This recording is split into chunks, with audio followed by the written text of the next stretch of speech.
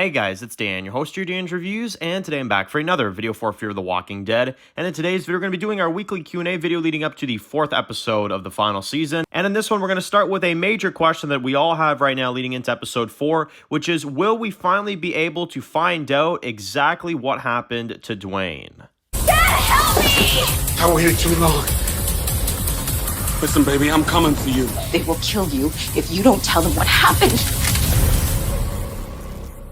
Alright guys, this one's going to be doing another video today. This one's going to be doing another video for Fear the Walking Dead. And in today's video, we're back with our weekly Q&A video leading up to episode 4 of season 8, the final season of Fear the Walking Dead. Got a lot of comments, a lot of questions from you guys, so we're going to go through them all today and, kind of give our thoughts on predictions, theories, thoughts on episode 3, whole bunch of stuff like that. And, there's a lot of comments. There's a lot of stuff after episode 3. Episode 3 was definitely a big episode, but in particular leading up to an episode like episode 4, which I'm pretty sure we could all agree that is probably the most hyped episode of this final season of Fear. Hell, probably the most hyped episode of Fear in a long time. So it's going to be very exciting to see Morgan go back to King County. It's going to be a really cool episode.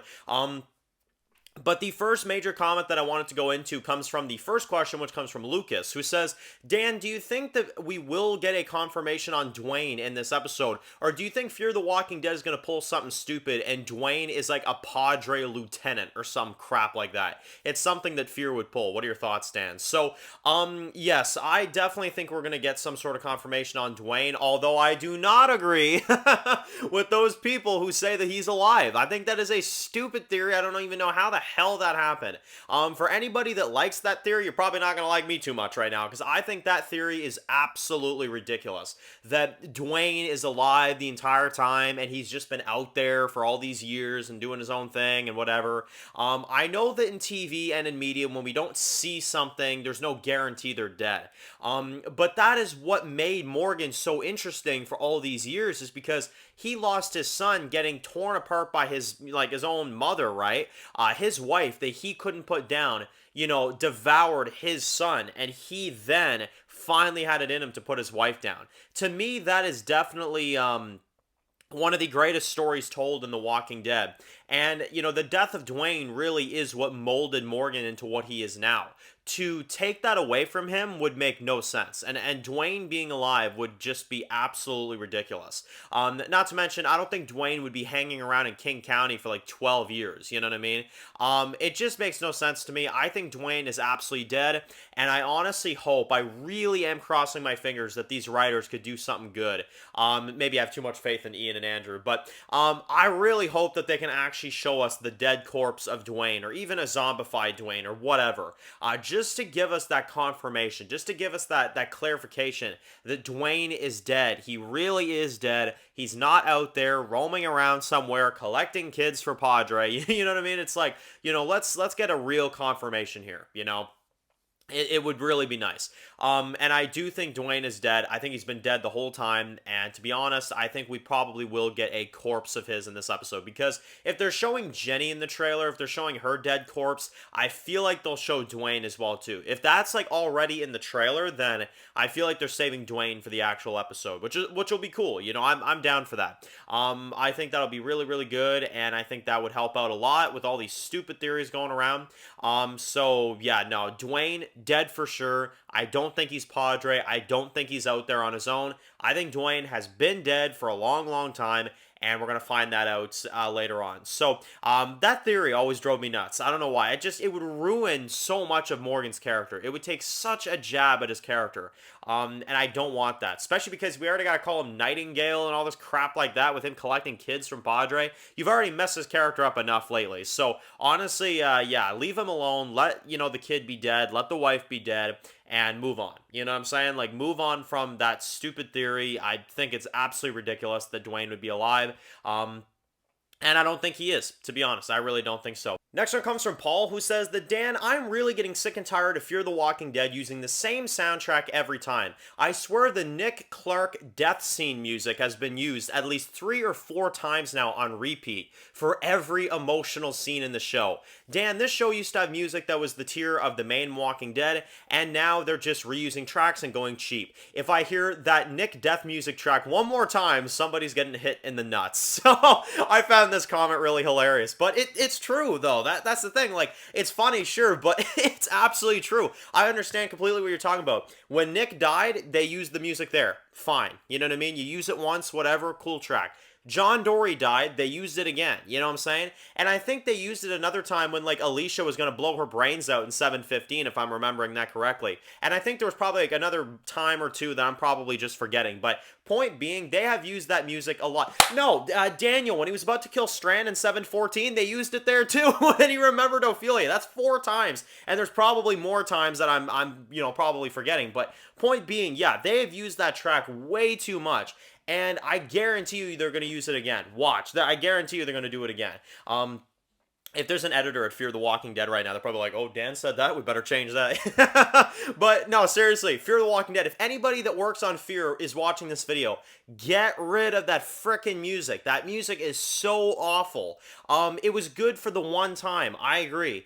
But with John's death scene and Daniel, you know, remembering that Ophelia's dead and Alicia about to kill herself and all these scenes, no, you know, you only need to use it once, to be honest. You only need to use it once. The only time I would be okay with them using that music again, is when Madison found out that Nick was dead. That I would have done. When Madison found out that Nick got killed, I would have used that music again. Absolutely, because it goes with the theme. It goes with the feeling of the scene.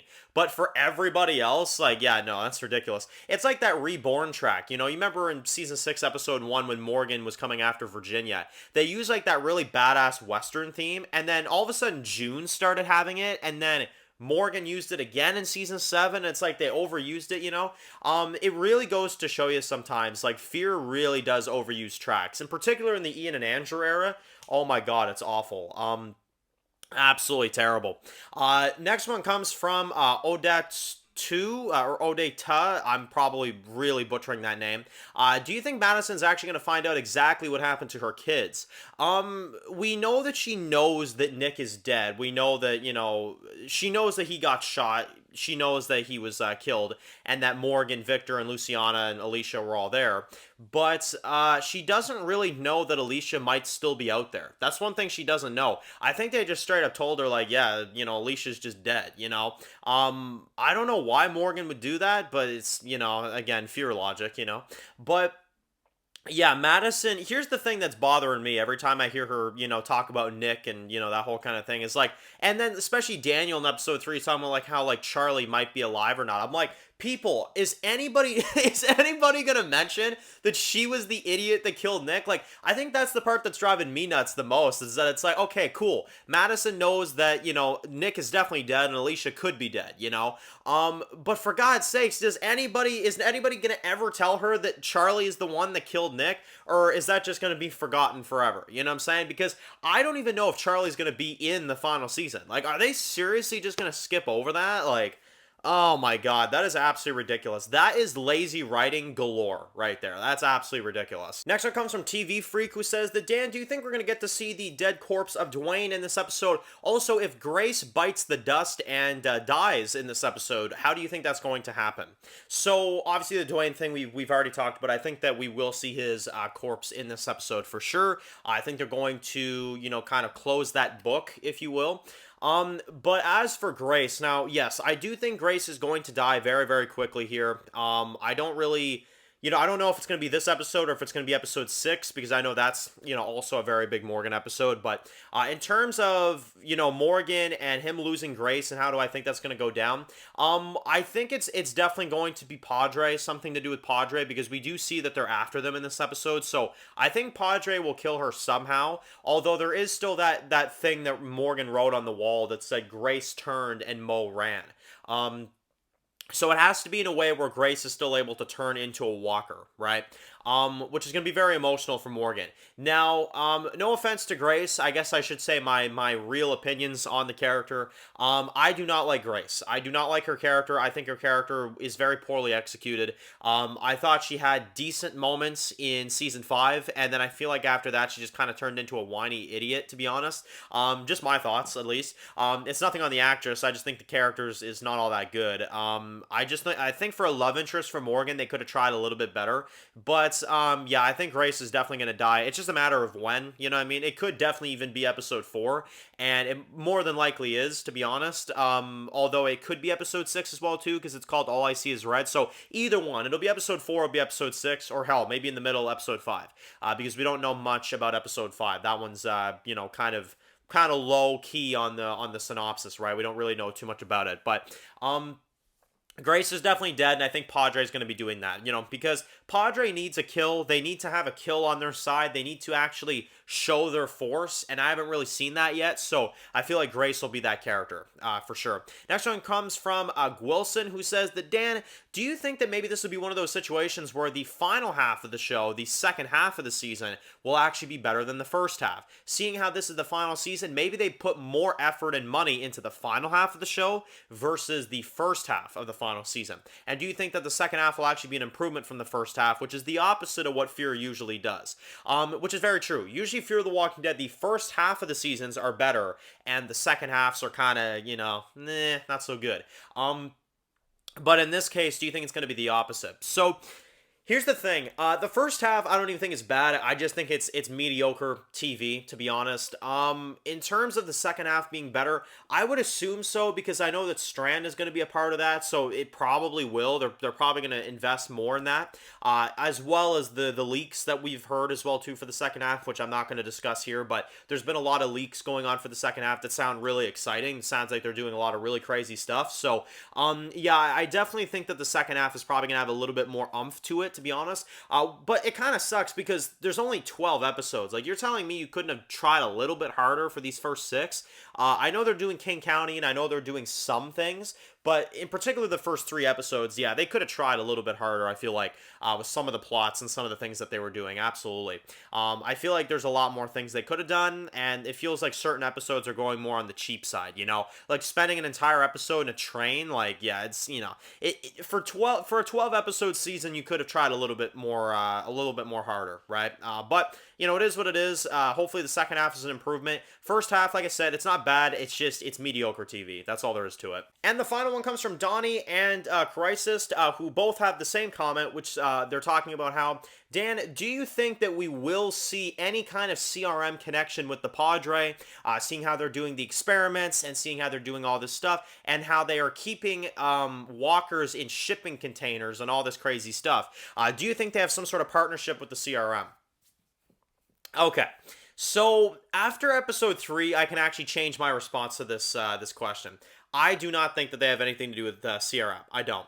Now, that kind of drives me nuts because I remember in the main Walking Dead in season 11, this was like during 11C, I remember there was a lot of us that had those kind of questions about the Commonwealth, like Pamela talking about how it's like, oh yeah, get B-17 here and like, do all this stuff, and like having like people on trains and stuff, and it's like, yeah, where's that train going? Where are all these people that are disappearing? Oh, we don't know where they went. We don't know where those people go. They're never seen again, So they kind of made it seem like in the main Walking Dead, like the Commonwealth might have had like a connection to the CRM. And then same thing with Padre, they're doing experiments on people, and they're like, getting people bit by walkers, and then they're surviving just fine, apparently by radiation. And now that's just out there in the open as well too. It very much feels to me like a CRM thing, but I still don't think it is, to be honest. Especially after seeing these 2 nutcases in charge, Shrike and Crane, there is no way CRM is controlling them.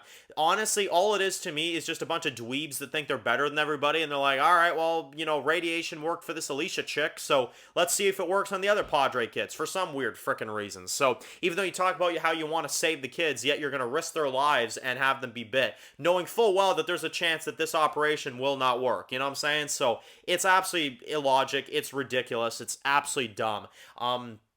And no, I don't think somebody, and the people like Shrike and Crane, the people that have that kind of mental, capacity that we saw in episode 3, There is no way that those two bozos are working with CRM. I refuse to believe that now. I thought beforehand that the leader was going to be like some sort of crazy maniac that did have a connection with CRM, but no, I definitely don't think so. I think this is just a group of friggin' idiots, to be honest, that think they're better than everybody, and because they heard Alicia survived it, they're going to be like, okay, we'll do this to all the kids, you know what I'm saying? Like, it's just ridiculous. I can't stand it. Padre is a terrible group, if you ask me, especially after that reveal. I think their motives are stupid. Their overall just vibe is really off. And their leaders are stupid, to be honest. They're inconsistent. They don't make any sense. 1 second they don't want Madison. Next second they do have use for Madison. 1 second they want to keep the kids safe. The next seconds they're going to, risk them getting bit and dying. Knowing full well that there's a chance that they could die, but they want to protect the kids anyway, It makes absolutely no sense. And I'm sorry, I don't even see how anybody could argue that, to be honest. Opinions are opinions, but I can't see how anybody would argue that Padre is a very well done group.